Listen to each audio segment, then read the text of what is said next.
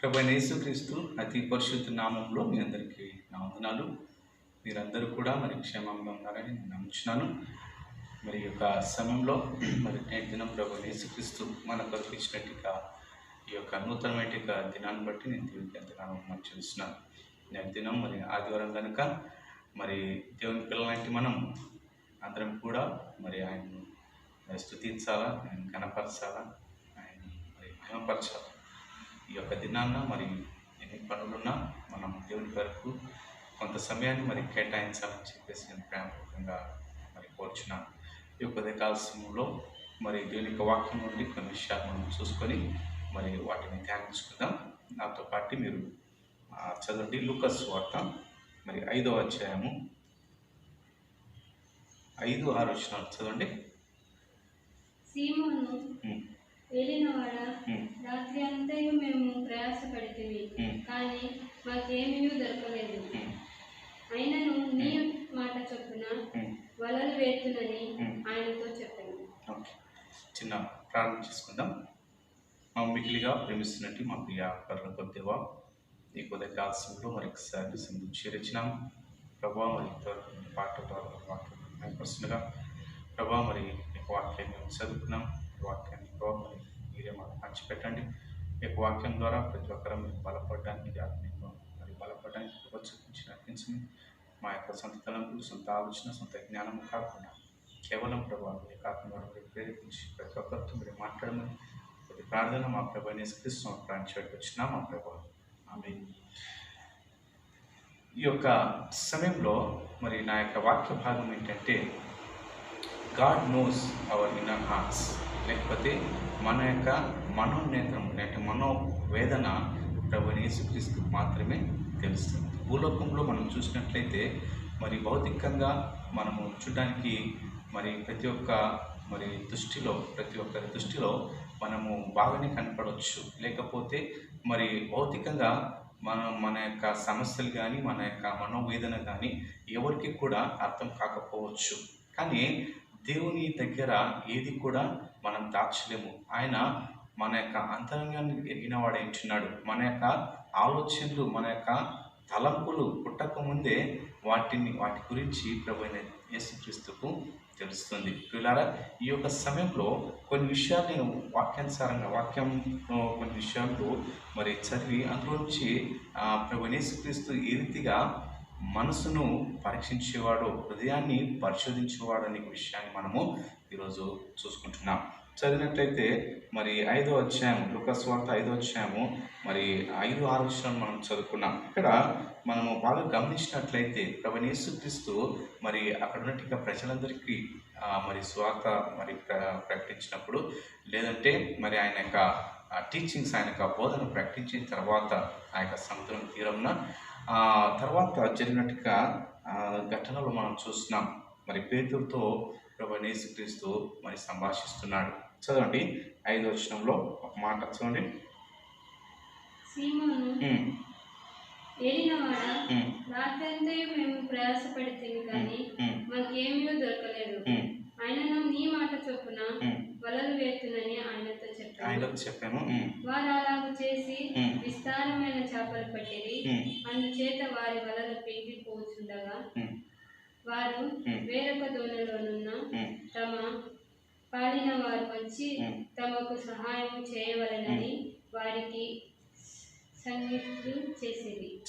ఇక్కడ ప్రభువైన యేసుక్రీస్తు బోధించిన పిమ్మట పేతురుతో చెప్తున్నాడు. ఏమని చెప్తున్నాడంటే, నీ యొక్క ఓడను, నీ యొక్క బోట్ను మరి ఇంకా లోపలికి, ఇంకా లోతుగా మరి తీసుకెళ్ళుము. అక్కడ మరి మీరు కావాల్సినట్టుగా చేపలు మీ తరపు సిద్ధపాటు చేస్తానని ప్రభువైన యేసుక్రీస్తు మరి పేతురుతో చెప్పినప్పుడు పేతురు ఇచ్చినట్టుగా సమాధానం ఏంటంటే, ప్రభువా, మేము రాత్రంతా కూడా మరి ప్రయాసపడినాము, రాత్రంతా కూడా మరి మేము చేపలు పట్టినాం, కానీ మాకు ఒక్క చేప కూడా దొరకలేదు. అయినను నీ మాట చొప్పున మేము వలలు వేయమని ప్రభువైన యేసుక్రీస్తు దగ్గర మరి ఆయన మాట చొప్పున వలలు వేసినప్పుడు మరి ఆయనకు విస్తారమైనట్టుగా చేపలు మరి ఆయన పట్టినట్లుగా మనం చూస్తున్నాం. ఆ యొక్క వల నిండి పొర్లి మరి వేరే వాళ్ళ సహాయం కూడా వారు తీసుకోవాల్సి వచ్చింది. పిల్లరా, ఇందులో నుంచి కొన్ని విషయాలు నేను మీకు తెలియచేయాలనుకుంటున్నాను. ఇక్కడ ఏంటంటే మరి అక్కడ ప్రభువైన యేసుక్రీస్తు ఆ యొక్క సముద్రం తీరంన ఆయన బోధిస్తున్నప్పుడు పేతురు అక్కడ ఉన్నాడు.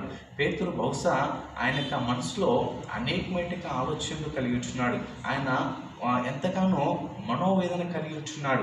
ఫర్ ఎగ్జాంపుల్ మీరు చూసినట్లయితే ఆయన బహుశా అక్కడ ఉన్నాడే కానీ ఆయన మనసులో ఎంతో వేదన ఉన్నది. ఆ వేదన ఏంటిదంటే, అయ్యో రాత్రంతా కూడా నేను శ్రమ పన్నానే, నాకు ఒక్క చేప కూడా మరి దొరకలేదే, లేకపోతే నా యొక్క అనుభవము అంతా కూడా అక్కడ వేశాను, నా యొక్క శక్తి కొలది మరి నా యొక్క తెలివితేటలన్నీ కూడా నేను వాడాను, కానీ నాకు ఒక్క చేప కూడా దొరకలేదు అని చెప్పేసి ఇది ఎలా జరిగింది, ఇది ఎందుకు ఇలా జరిగిందని చెప్పేసి అతను మనసులోనే మరి కృంగిపోతున్నట్లుగా మనం చూస్తాం. అందుకే ప్రభువైన యేసుక్రీస్తు ఆయన మరి అక్కడ ఉన్నప్పుడు ఆయన యొక్క మనోవేదన తెలుసుకొని ఆయన అంటున్నాడు, ఆయన యొక్క కష్టాన్ని, ఆయన యొక్క మరి ఆ మనసుతో ఏదైతే మరి ఆయన ఆలోచిస్తున్నాడో అది ప్రభువైన యేసుక్రీస్తుకు తెలిసిపోయింది ప్రియులారా. అందుకే ప్రభువైన యేసుక్రీస్తు అంటున్నాడు, ఇదిగో పేతురుతో చెప్తున్నాడు, పేతురు నీ యొక్క మరి ఆ యొక్క బోట్ను, ఆ యొక్క ఓడను ఇంకా లోపలికి తీసుకెళ్ళు, నీ యొక్క ధోనిని లోపలికి తీసుకెళ్ళు, డీపర్గా తీసుకెళ్ళమంటున్నాడు.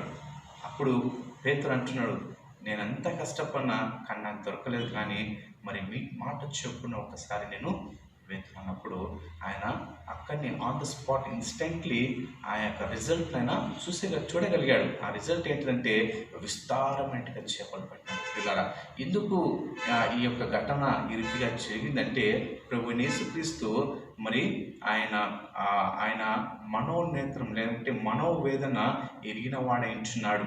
లేకపోతే ఆయన మరి పేతురుకు ఒక గుణపాఠాన్ని నేర్పించాలనుకుంటున్నాడు. మన యొక్క శక్తి, మన యొక్క భక్తి, మన యొక్క ఆలోచనలు మరి కొన్ని సందర్భంలో అవి ఏమాత్రము పనికిరావు ప్రియులారా. దేవుడు మరి యొక్క పేతురు ఎంత ఎక్స్పీరియన్స్డ్ మ్యాన్ అయినప్పటికీ కూడా ఆయన విఫలమయ్యాడు, ఫెయిల్ అయ్యాడు. అందుకే దేవుడు ఆయనకు ఒక గుణపాఠం చెప్తున్నాడు. ఆన్ ద స్పాట్ అక్కడే ఆయన పశ్చాత్తాపడినాడంట. చూడండి 8వ వచనంలో ఒక మాట ఉంది. అక్కడే సీమోను పేతురు అది చూచి యేసు మోకాళ్ళ ఎదుట సాగిలపడి, ప్రభువా నన్ను విడిచిపోము, నేను పాపాత్ముడనని చెప్పాను. ఆన్ ద స్పాట్ ఆయన తెలుసుకున్నాడు, ఈయన మరి మనస్సును ఎరిగిన వాడి నా యొక్క మనసులో కలిగినట్టుగా ఆలోచన వేదన ఇతను తెలుసుకొని దాని ప్రకారంగా ఈయన నాకు విస్తారమైనట్టుగా చేపలు మరి అందేలాగా చేశాడు కనుక ఆన్ ద స్పాట్ అప్పుడే పేతురుకు అర్థమైంది, ఈయన మరి దేవుడు, ఈయన మెస్సయ్య, ఈయన ప్రభు. అందుకే అంటున్నాడు, నేను పాపిని, I'm the sinner, O Lord leave me అంటున్నాడు. నన్ను నా దగ్గర నుంచి వెళ్ళిపో, దూరంగా వెళ్ళిపో, నేను పాపిని నన్ను ఒప్పుకుంటున్నాడు పిల్లరా. అంటే ఒక్కొక్కసారి మన యొక్క తెలివితేటలు దేవుని దగ్గర పనికిరావు కదా. అందుకే అంటున్నాడు ఆయన మరి ఒప్పుకుంటున్నాడు. ఏమని ఒప్పుకుంటున్నాడంటే, నేను అయోగ్యుని, నేను పాపిని ప్రభువా. ఆయన సత్యాన్ని తెలుసుకున్నాడు, ప్రభు యొక్క శక్తిని తెలుసుకున్న తర్వాత ఆయన యొక్క మరి జ్ఞానము, ఆయనకి ఎక్స్పీరియన్స్, ఆయన యొక్క బలం అంతా కూడా దేవుని దగ్గర శూన్యమైపోయింది పిల్లారా. అందుకే దేవుడు ఇప్పటికి కూడా మన యొక్క హృదయంలో ఏదైతే జరుగుతున్నదో అది దేవునికి తెలుస్తుంది. పేతురుని బాగా గమనించినాడు.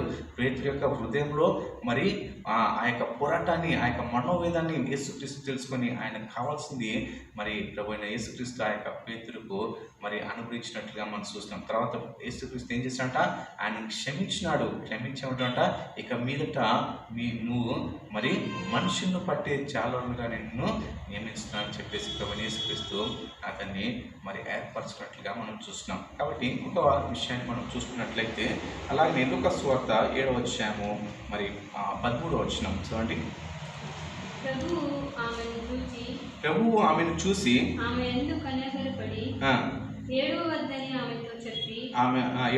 ఆమెతో చెప్పి దగ్గరకు వచ్చి పాడిని ముట్టగా మోయుచున్నవారు నిలిచిరి.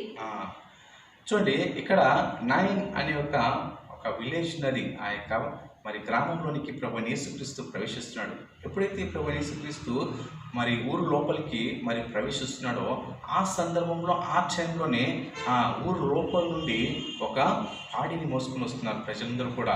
ఒక చనిపోయినట్టుగా ఒక అబ్బాయిని మరి ఆ ఊరు నుంచి బయటకు తీసుకుని వచ్చి ఆ ఊరు బయట మరి భూస్థాపన చేయడానికి వారందరూ కూడా మరి వస్తున్నారు. ఆ టైంలో ప్రభువైన యేసుక్రీస్తు ఆ యొక్క గ్రామంలోనికి ప్రవేశించినప్పుడు యేసుక్రీస్తు బాగా గమనిస్తున్నాడు. అక్కడ ఉన్న వారందరినీ కూడా పరిశీలించినాడు. అక్కడ ప్రతి ఒక్కరు కూడా మరి బాధతున్నారు. అయితే ఎక్కువగా బాధపడుతున్నట్టుగా స్త్రీ ఎవరంటే ఆ యొక్క పిల్లవాడి తల్లి. ఎందుకంటే ఆ తల్లికి ఇప్పుడు ఎవరు కూడా లేరు. భర్త ఉన్నాడు, భర్త చనిపోయినాడు. ఇప్పుడు ఒక్కగానొక కుమారుడు ఎవరైతే ఆశ్రయంగా ఆమె నాకు ఆశ్రయంగా ఉంటాడని ఎంతో ఆశలు పెట్టుకున్నట్టుగా కుమారుడు ఏమైపోయాడంటే ఇప్పుడు చనిపోయినాడు. ఇప్పుడు ఆమెకి ఎవరు కూడా దిక్కు లేరు. ఇప్పుడు ఆమెకి ఎవరు కూడా మరి ఓదార్చేవారు లేరు. ఇప్పుడు ఎవరు కూడా ఆమెకు సహాయపడేవారు ఎవరు లేరు. ఒంటరిగా మిగిలిపోయినట్టు స్థితి. ఆమె యొక్క హృదయంలో అనేకమైన వేదన మరి ఆమె యొక్క హృదయంలో ఉంటున్నది. ఆమె యొక్క హృదయంలో మరి ఎంతో బాధతో ఉన్నది. ఆమె యొక్క హృదయంలో మరి ఉన్న ఒక్కగానొక్క కొడుకు కూడా చనిపోయాడని చెప్పేసి ఆమె ఎంతో మనోవేదన కలిగి ఉన్నప్పుడు అక్కడ ప్రభువైన యేసుక్రీస్తు ఆమెను చూసి ఆమెను గమనించి ఆమె యొక్క మనోవేదనను ప్రభువైన యేసుక్రీస్తుకు మరి తెలిసింది. అందుకే ప్రభువైన యేసుక్రీస్తు ఆమెతో అంటున్నాడు, ఏమంటున్నాడట? మరొకసారి ఏమంటున్నాడట? ప్రభు ఆమెను చూసి ఆమె యందు మొట్టమొదటిగా ఏం పన్నాడంట? కనికరం పన్నాడు.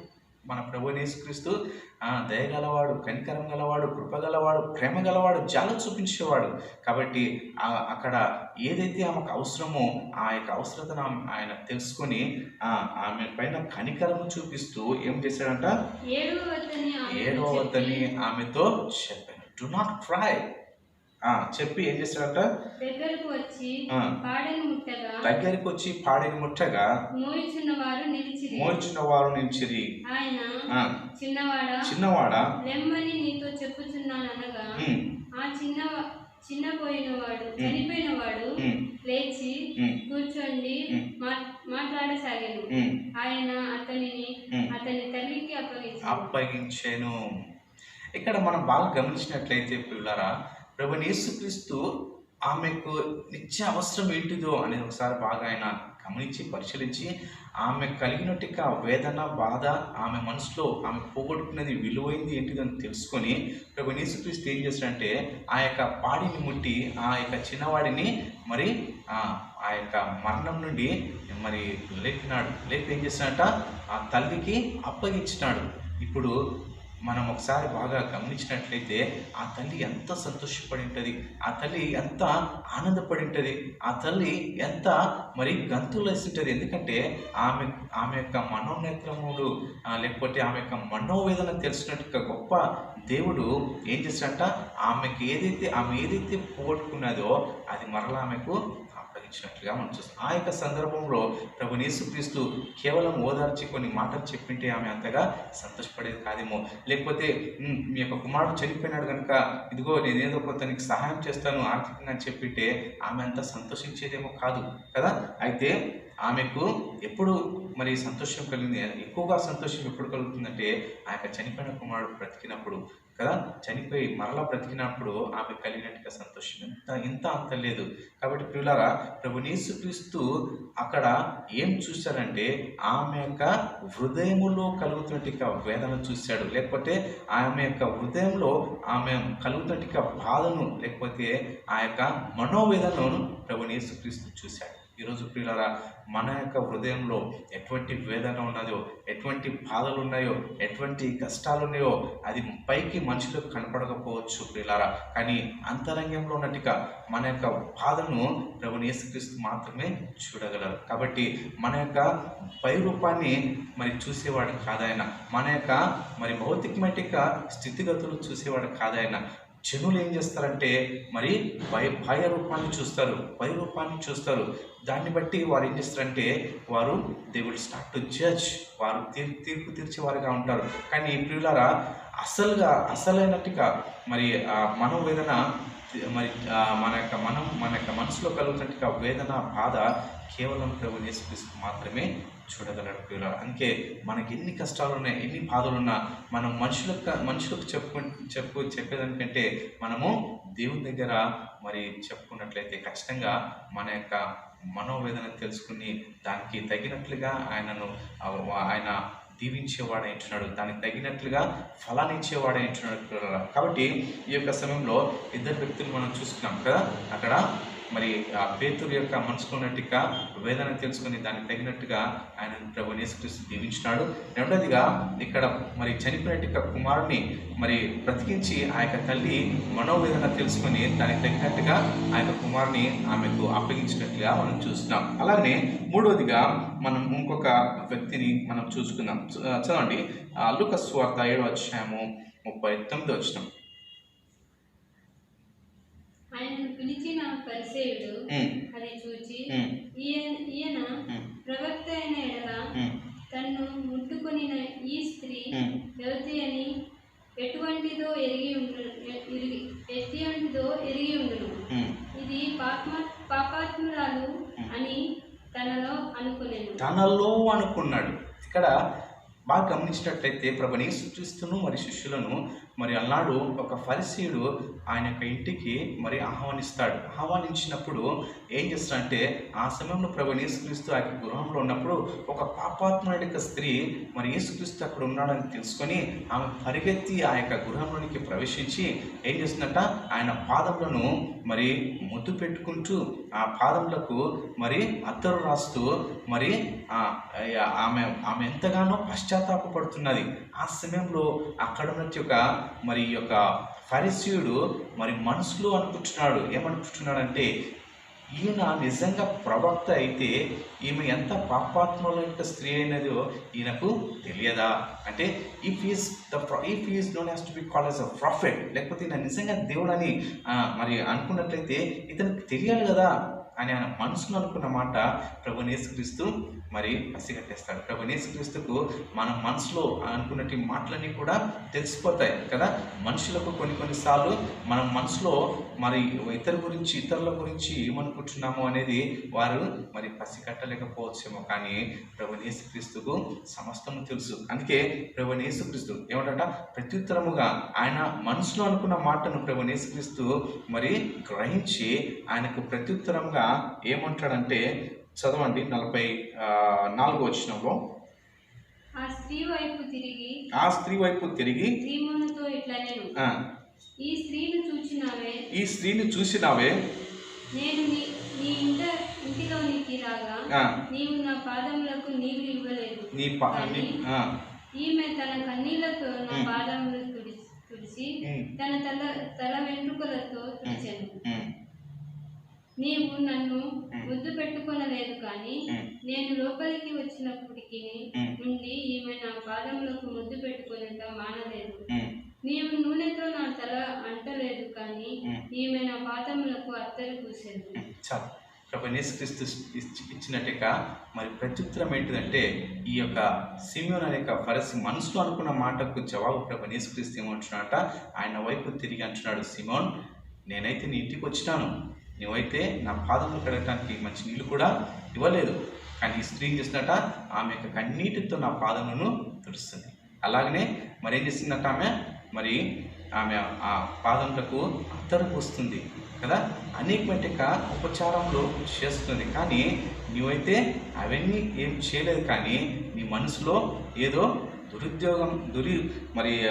దురుద్దేశం కలిగి ఉంటున్నావు అని ప్రభుని యేసుక్రీస్తు ఆయనను నిలదీసి అడిగినాడు. కాబట్టి ప్రియులారా, ఈ యొక్క వాక్యం ద్వారా నేను మీకు ఏం తెలియచేయాలనుకుంటున్నా అంటే ప్రభుని యేసుక్రీస్తు మన యొక్క అంతరంగాన్ని తెలిసిన వాడు ఎంచున్నాడు, మన యొక్క మనోవేదన తెలిసిన వాడు. మనము ఏ రీతిగా మనం మంచి ఆలోచిస్తున్నామో చెడు ఆలోచిస్తున్నామో ప్రతిదీ కూడా సమస్తము ప్రభుని యేసుక్రీస్తుకు తెలుస్తుంది. ప్రియులారా, ఆయనకు మరొకటి ఏది కూడా లేదు. కాబట్టి మనము మన యొక్క మనసులో ఎటువంటి వేదన ఉన్నా, ఎటువంటి కష్టాలున్నా, ఎటువంటి ఆలోచనలు ఉన్నా ప్రతిదీ కూడా ప్రభుని యేసుక్రీస్తుకు తెలుస్తాయి. ప్రియులారా, ఆయనకు మరొకటి ఏది కూడా ఈ భూలోకంలో లేదు. ఆయన పైరూపాన్ని చూసేవాడు కాదు, కానీ మన యొక్క హృదయాన్ని చూసేవాడు, మన యొక్క మనసును చూసేవాడు, పరీక్షించేవాడు. కాబట్టి ఆయన యొక్క దృష్టిలో మనం ఎంత మనమంతా మరి ఏ రీతిగా ఉన్నామో అనేది ఒకసారి మనం పరీక్షించుకోవాలి. అలాగనే మన యొక్క మనోవేదన, మన యొక్క ఉన్నట్టుగా ప్రతి ఒక్క కష్టాలు ఈ భూలోకంలో ఎవరు కూడా తీర్చలేకపోవచ్చేమో, కానీ ప్రభువైన యేసుక్రీస్తు డైరెక్ట్గా మన యొక్క అంతరంగంలో మన యొక్క లోటు జీవితము ఎలా ఉన్నదో ప్రభువైన యేసుక్రీస్తుకు మాత్రమే తెలుసు. కాబట్టి ఆయన దగ్గర మనము మరి విలపించినలా, ప్రార్థించినలా, వేడుకొనేలా ఖచ్చితంగా మన యొక్క మనోవేదన ఆయన ఖచ్చితంగా మరి వింటాడు. దానికి తగినట్లుగా ప్రతిఫలం మనకు అనుగ్రహిస్తారు కూడా. అతిగా దేవుడు మనల్ని ఈ యొక్క వాక్యం ద్వారా దీవించి ఆశీర్వదించి నడిపించును కాక. Thank you. God bless you.